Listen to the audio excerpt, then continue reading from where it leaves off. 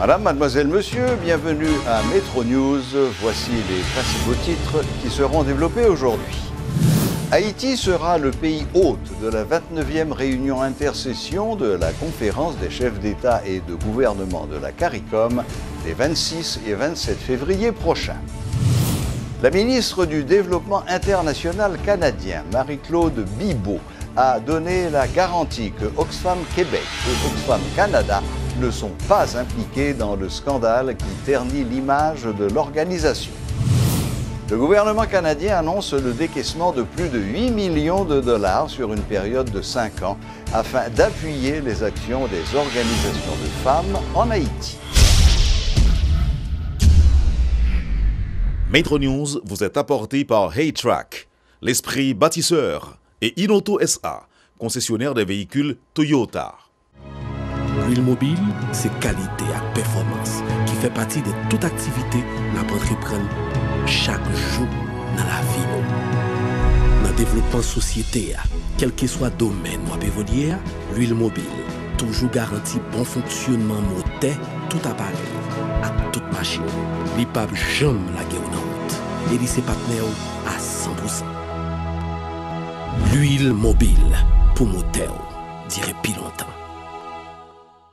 Chaque continent, chaque pays, chaque route est différente.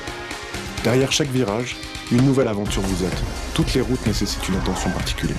C'est pourquoi, achetez votre Toyota chez un distributeur officiel. Vous obtenez un véhicule fabriqué spécifiquement pour votre pays, un service après-vente spécialisé and genuine spare parts that will make your investment and vehicle perform to the maximum.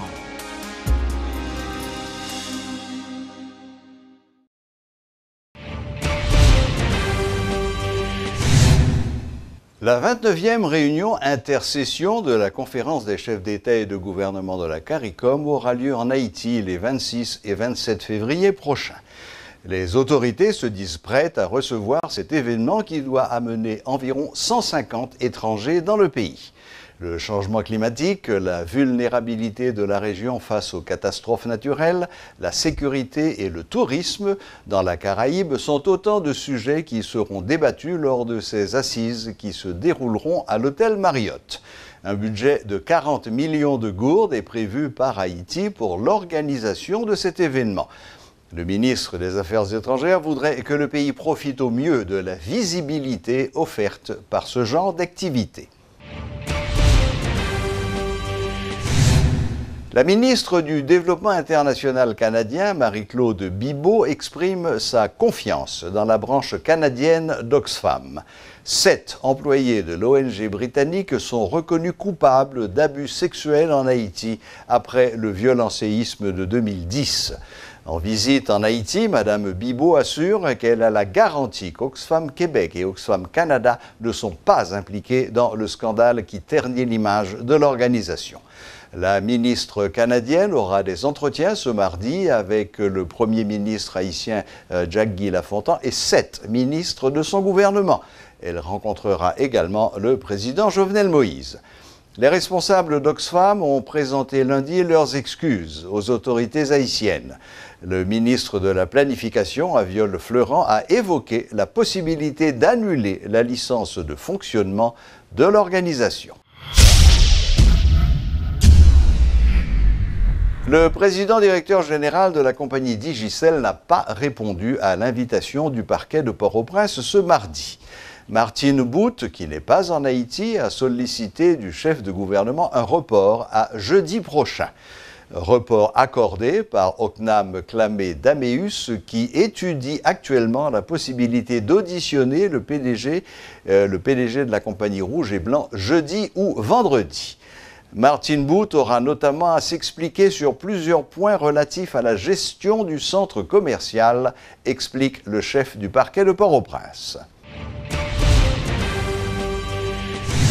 Le Canada veut œuvrer pour l'émancipation des femmes en Haïti. 8,3 millions de dollars seront décaissés sur une période de 5 ans pour appuyer les actions des organisations de femmes en Haïti.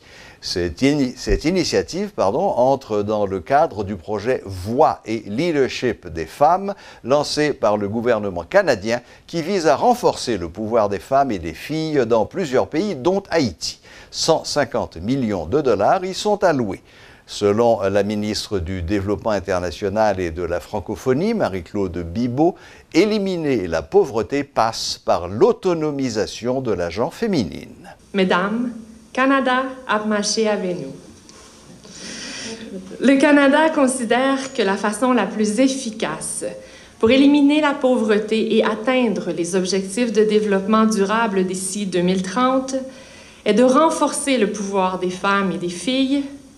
Alors c'est pourquoi nous avons lancé une politique d'aide internationale féministe qui défie le statu quo et qui permet aux femmes et aux filles de développer leur plein potentiel au même titre que les hommes et les garçons.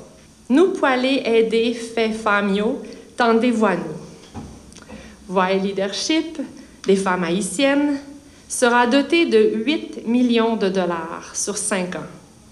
Cette initiative appuiera une trentaine d'organisations locales et réseaux de défense des droits des femmes en Haïti. Des organisations de femmes haïtiennes ont déjà identifié 3 principaux champs d'action qu'elles veulent cibler pour les 5 prochaines années.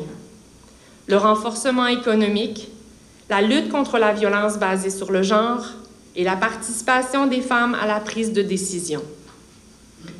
Les fonds seront gérés par le CECI, une organisation canadienne qui travaille en Haïti depuis 1971.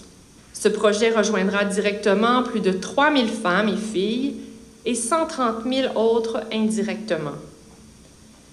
Durant les prochaines années, je suis certaine que nous verrons émerger une nouvelle cohorte de femmes leaders en Haïti et que nous verrons une société civile encore plus dynamique, plus écoutée et mise à contribution pour le développement durable d'Haïti.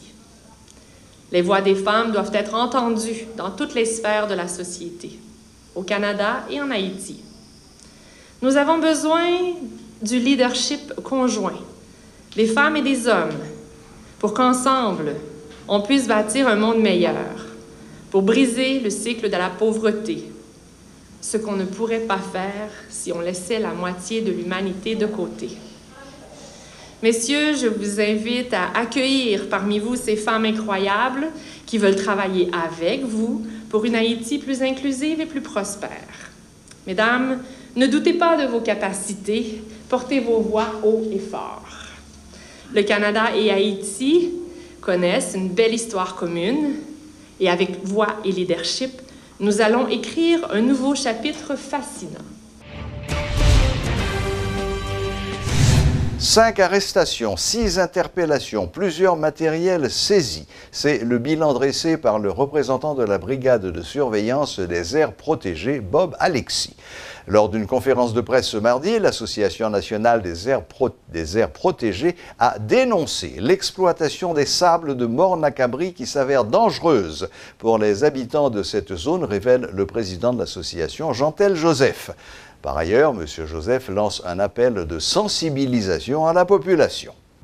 Il faut que nous fassions conservation du sol au niveau mondial.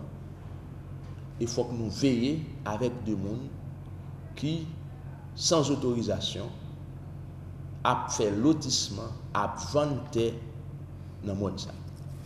Je profite de l'occasion pour me lancer un message. Il y a un ensemble de gens qui fait passer pour des policiers, de l'autre monde qui fait passer pour des autorités, qui montent dans le monde de l'hôpital avec tracteur qui a coupé terre, qui a fait lotissement et qui a fait pression sur l'agent que nous gagnons qui dans la zone de sécurité pour être capable de construire caillou ou bien vendre. Et nous avons dit, pour les policiers qui sont dans des ordres, je dis en même, nous déjà pris toute disposition, nous avons saisi l'inspection générale contre eux.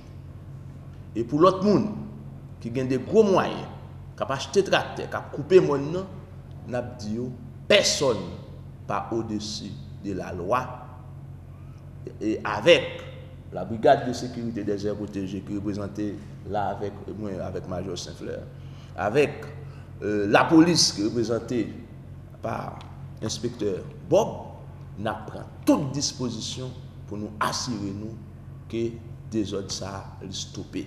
Parce que si nous quittons l'hôpital disparaît, si nous quittons mon accabri disparaît, qui représentait des bandes de défense capitale là à toute zone qui environne, eh bien nous pas besoin de parler de Haïti encore parce que toute réserve nous, toute force pays c'est là le résider. La sécurité routière au cœur des préoccupations de l'association Stop Accident. Réuni en colloque ce mardi, le président de l'association, Dr Michel, en appelle à toutes les organisations de santé et de sécurité publique afin de travailler dans le but de faire baisser le taux de mortalité lié aux accidents de la route. Il y a des routes qui fait là, il y a des accidents généraux même, comme si il y a des carrefours à faire, mais parce que la route là pas faite, il cause accident.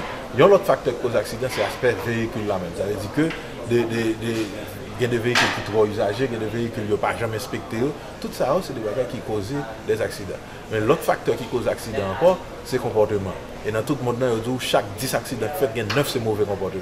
C'est les gens qui boivent un produit, les gens qui utilisent le téléphone, les gens qui traversent la rue à n'importe comment, les gens qui occupent la rue à n'importe comment, machin, les gens qui achètent dans la rue à n'importe comment. Donc tout ça, c'est facteur. Mais il y a l'autre facteur tout, par rapport à la mortalité. Parce que l'offre fin d'accident, parce que l'accident, tout pays accident, l'offre fin d'accident, il faut qu'on côté pour aller prendre soin. Donc ça veut dire que faut bon côté où qu'a dit que vous accident.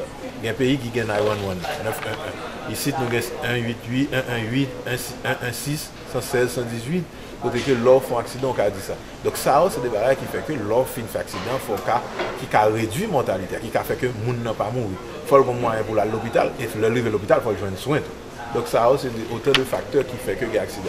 On n'est pas capable de développement au pays pendant que tout le monde ça va mourir chaque jour dans l'accident, pendant que quantité de monde qui est victime d'accident, qui est handicapé, pendant que quantité de monde qui pas à l'école parce que papa a mouru dans l'accident, maman c'était madame Sarah qui t'a qui mourir dans l'accident, quantité de monde qui pas à l'école. Donc nous tiens à ce que il y ait une responsabilité qui prend par rapport à ça. C'est pour ça que à part de activités, ça il y a d'autres activités en perspective. Il y a une semaine de la courtoisie, semaine internationale de la courtoisie au volant. Lorsque vous regardez la rue, on va utiliser un terme qui est fort. Où est-ce que bon niveau de sauvagerie dans la rue, moun pas bay moun passer, moun passer des places pour moun pas aider des petits grands moun traverser, moun pas aider élèves l'école traverser. Donc nous croyons que faut qu'il y ait courtoisie dans la rue, c'est un bagage qui a réduit l'accident. Voilà, la boucle est bouclée. Merci de votre fidélité et à la prochaine, même heure, même chaîne.